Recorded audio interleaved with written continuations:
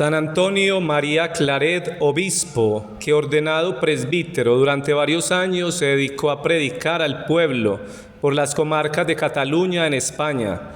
Fundó la Sociedad de Misioneros Hijos del Corazón Inmaculado de la Virgen María y ordenado obispo de Santiago de Cuba, trabajó de modo admirable por el bien de las almas. Habiendo regresado a España, tuvo que soportar muchas pruebas por la Iglesia, muriendo desterrado en el monasterio de monjes cistercienses, cerca de Narbona, en el mediodía de Francia, en 1870. Antonio Claret nace en Barcelona el 23 de diciembre de 1807. Era el quinto de 11 hijos de Juan Claret y Josefa Clará. Le bautizaron el día de Navidad. La escasa salud de su madre hizo que le pusieran al cuidado de una nodriza en Santa María de Oló. Una noche en que Antonio se quedó en la casa paterna, se hundió la casa de la nodriza, muriendo todos en el accidente. Para Claret, aquello supuso siempre una señal de la providencia. La cuna de Claret fue sacudida constantemente por el traqueteo de los telares de madera que su padre tenía en los bajos de la casa. Ya desde sus primeros años, Antonio dio muestras de una inteligencia despejada y de buen corazón. A los 5 años, Toñín pensaba en la eternidad.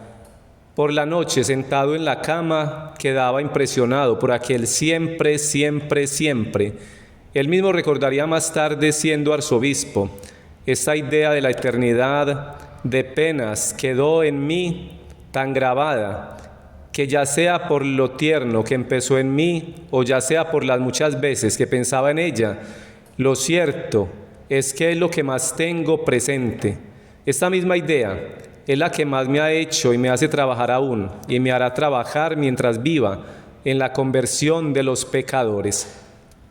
La guerra popular contra Napoleón embargaba vivamente el ambiente de la época. Sus soldados pasaban frecuentemente por la villa entre los años 1808 y 1814. Hasta los sacerdotes del pueblo se habían sumado a la lucha. En 1812 se promulgaba la nueva Constitución. Mientras Antonio jugaba, estudiaba, crecía, dos amores destacaban ya en el pequeño Claret: la Eucaristía y la Virgen María. Asistía con atención a la misa, hacía asiduas visitas al Santísimo, iba con frecuencia acompañado de su hermana Rosa a la ermita de Fusimaña y rezaba diariamente el Santo Rosario. Una debilidad de Antonio eran los libros. Pocas cosas contribuyeron tanto a la santidad de Antonio como sus lecturas, las primeras lecturas de su infancia, porque sus lecturas eran escogidas. Pero ya entonces Antonio tenía una ilusión: llegar a ser sacerdote y apóstol. Sin embargo, su vocación debería recorrer todavía otro itinerario. Entre los telares. Toda su adolescencia la pasó Antonio en el taller de su padre. Pronto consiguió llegar a ser maestro en el arte textil. Para perfeccionarse en la fabricación, pidió a su padre que le permitiera ir a Barcelona, donde la industria estaba atrayendo a numerosos jóvenes. Allí se matriculó en la Escuela de Artes y Oficios de La Lonja. Trabajaba de día y de noche estudiaba. Aunque seguía siendo un buen cristiano, su corazón estaba centrado en su trabajo. Gracias a su tesón e ingenio, llegó pronto a superar en calidad y belleza las muestras que llegaban del extranjero. Un grupo de empresarios, admirados de su competencia, le propusieron un plan halagueño: fundar una compañía textil, corriendo a cuenta de ellos la financiación y el montaje de la fábrica. Pero Antonio inexplicablemente se negó. Dios andaba por medio, unos cuantos hechos: el haber tropezado con un compañero que acabó en la cárcel, el lazo tentador de la mujer de un amigo, el salir ileso milagrosamente del mar donde había sido arrastrado por una gigantesca ola, etc. Le hicieron más sensible el oído a la voz de Dios. Por fin, las palabras del Evangelio: ¿de qué le vale al hombre ganar todo el mundo si pierde su alma?, de Mateo 16:26, Le impresionaron profundamente. Los telares se pararon en seco y Antonio se fue a consultar a los oratorianos de San Felipe Neri. Por fin tomó la decisión de hacerse cartujo y así se lo comunicó a su padre. Su decisión de ser sacerdote llegó a oídos del obispo de Vic, Pablo de Jesús Corcuera, que quiso conocerle.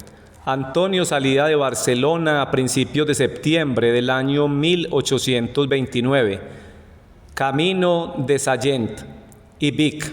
Tenía 21 años y estaba decidido a ser sacerdote. Sacerdote, misionero apostólico y fundador en el seminario.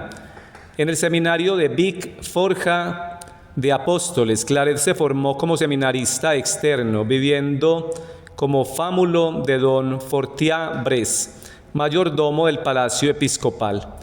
Pronto iba a destacar por su piedad y por su aplicación.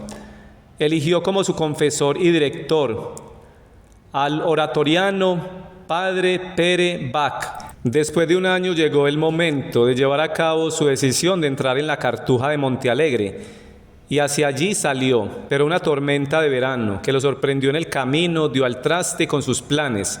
Tal vez Dios no le quería de Cartujo. Dio media vuelta y retornó a Vic. Fue al año siguiente, cuando pasó la prueba de fuego de la castidad en una tentación que le sobrevino un día en que Antonio yacía enfermo en la cama. Vio que la Virgen se le aparecía y mostrándole una corona le decía: Antonio, esta corona será tuya si vences. De repente todas las imágenes obsesivas desaparecieron. Bajo la acertada guía del obispo Corcuera, el ambiente del seminario era óptimo. En él trabó amistad con Jaime Balmes, que se ordenaría de diácono en la misma ceremonia en que Claret se ordenó de subdiácono. Fue en esa época cuando Claret entró en un profundo contacto con la Biblia, que le impulsaría a un insaciable espíritu apostólico y misionero.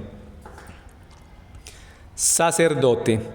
A los 27 años, el 13 de junio de 1835, el obispo de Solsona, Fray Juan José de Tejada, ex general de los Mercedarios, le confería por fin el sagrado orden del presbiterado. Su primera misa la celebró en la parroquia de Sallent el día 21 de junio, con gran satisfacción y alegría de su familia. Su primer destino fue precisamente Sallent, su ciudad natal. A la muerte de Fernando VII, la situación política española se había agravado. Los constitucionales imitadores de la Revolución Francesa se habían adueñado del poder. En las Cortes de 1835 se aprobaba la supresión de todos los institutos religiosos. Se incautaron y subastaron los bienes de la Iglesia y se asusó al pueblo para la quema de conventos y matanza de frailes. Contra este desorden pronto se levantaron las provincias de Navarra, Cataluña y el País Vasco, estallando la guerra civil entre carlistas e isabelinos. Pero Claret no era político, era un apóstol y se entregó en cuerpo y alma a los quehaceres sacerdotales, a pesar de las enormes dificultades que le suponía el ambiente hostil de su ciudad natal. Su caridad no tenía límites, por eso los horizontes de una parroquia no satisfacían el ansia apostólica de Claret. Consultó y decidió ir a Roma a inscribirse en Propaganda Fide, con objeto de ir a predicar el Evangelio a tierras de infieles. Corría el mes de septiembre del año 1839. Tenía 31 años. En julio de 1841, cuando contaba con 33 años, recibió de Roma el título de misionero apostólico. Además de la predicación, el padre Claret se dedicaba a dar ejercicios espirituales al clero y a las religiosas, especialmente en verano. En 1844, por ejemplo, los daba a las carmelitas de la Caridad de Vic, asistiendo a ellos Santa Joaquina Vedruna. Poco después de su vuelta a Cataluña, el 16 de julio de 1849, a las 3 de la tarde, en una celda del seminario de Vic, fundaba la Congregación de los Misioneros, Hijos del Inmaculado Corazón de María, idea que venía madurando desde hacía tiempo. Tenía 41 años. Eran los cofundadores los padres Esteban Sala, José Cifré, Manuel Vilaró, Domingo Fábregas y Jaime Clotet. Hoy comienza una grande obra, dijo el padre Claret. El padre Claret era nombrado arzobispo de Santiago de Cuba. Aceptó el cargo después de todos los intentos de renuncia, el 4 de octubre del año 1849, y el día 6 de octubre de 1850 era consagrado obispo en la Catedral de Vic. Tenía 42 años. El lema que eligió para su escudo arzobispal fue todo un proyecto de vida. El amor de Cristo nos apremia. Era un hombre práctico. Fundó en todas las parroquias instituciones religiosas y sociales para niños y para mayores. Creó escuelas técnicas y agrícolas. Estableció y propagó por toda Cuba las cajas de ahorros. Fundó asilos. Visitó 4 veces todas las ciudades, pueblos y rancherías de su inmensa diócesis, siempre a pie o a caballo. También supo rodearse de un equipo envidiable de grandes misioneros, como los padres Adoaín, Lobo, San Martín y Subirana. Una de las obras más importantes que llevó a cabo el padre Claret en Cuba fue la fundación, junto con la madre Antonia París, de las religiosas de María Inmaculada, misioneras claretianas, que tenía lugar después de muchas dificultades el 27 de agosto de 1855, con la profesión de la fundadora. Entre tantas obras que realizó el padre Claret, una de sus obras más geniales fue la fundación de la Academia de San Miguel en el año 1858. En ella pretendía agrupar las fuerzas vivas de las artes plásticas, el periodismo y las organizaciones católicas, artistas, literatos y propagandistas de toda España para la causa del Señor. En 9 años se difundieron gratuitamente numerosos libros, se prestaron otros muchos y se repartió un número incalculable de hojas sueltas.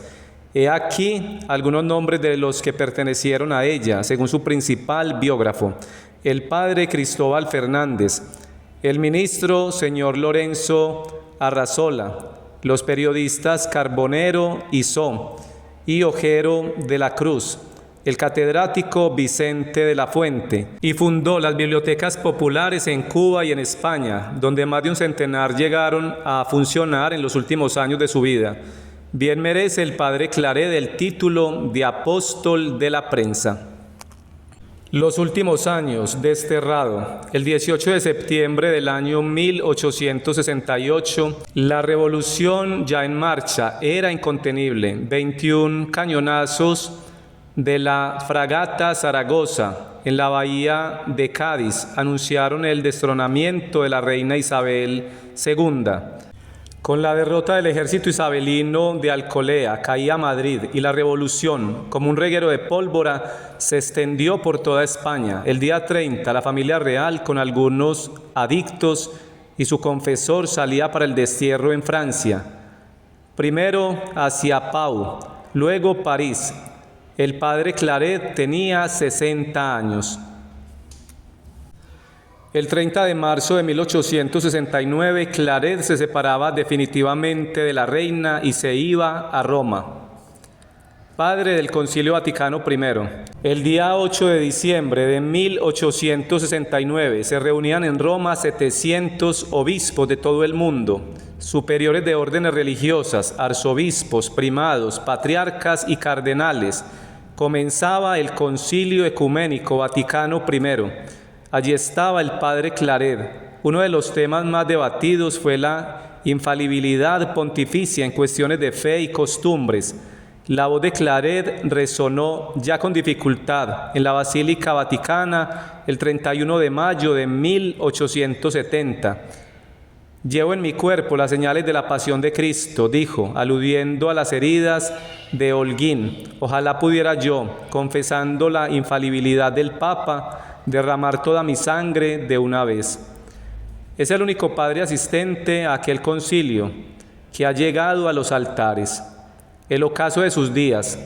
El 23 de julio de 1870, en compañía del padre José Cifré, superior general de la congregación, llegaba el arzobispo Claret a Prades, en el Pirineo francés. La comunidad de misioneros en el destierro, en su mayoría jóvenes estudiantes, recibió con gran gozo al fundador ya enfermo. Él sabía que su muerte era inminente, pero ni siquiera en el ambiente plácido de aquel retiro le dejaron en paz sus enemigos. El día 5 de agosto se recibió un aviso. Querían apresar al señor arzobispo, incluso en el destierro y enfermo. El padre Claret tuvo que huir, se refugió en el cercano monasterio cisterciense, en aquel cenobio cerca de Narbona. Fue acogido con gran alegría por sus moradores. Su salud estaba completamente minada. El padre Jaime Clotet no se separó de su lado y anotó las incidencias de la enfermedad. El día 4 de octubre tuvo un derrame cerebral. El día 8 recibió los últimos sacramentos e hizo la profesión religiosa como hijo del corazón de María, a manos del padre Cifré. Llegó el día 24 de octubre por la mañana. Todos los religiosos se habían arrodillado alrededor de su lecho de muerte. Junto a él los padres Clotet y Puig. Entre oraciones, Claret entregó su espíritu en manos del Creador. Eran las 8:45 de la mañana y tenía 62 años. Su cuerpo fue depositado en el cementerio monacal con una inscripción de Gregorio VII que rezaba: amé la justicia y odié la iniquidad, por eso muero en el destierro.